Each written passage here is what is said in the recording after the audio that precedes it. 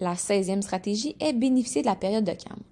Donc, ici, c'est de retirer l'enfant de l'activité où il y a le problème pour lui permettre de prendre du temps pour se calmer. C'est surtout quand ses émotions prennent le dessus ou préférablement avant que ses émotions prennent le dessus.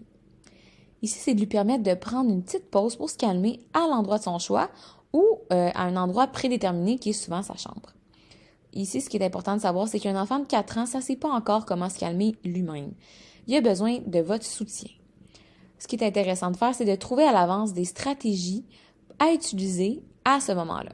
Par exemple, lui enseigner des techniques de respiration, lui permettre d'utiliser un objet sensoriel comme une petite balle, lui permettre de dessiner. Il pourrait aussi avoir besoin de sa doudou pour se calmer ou d'un câlin.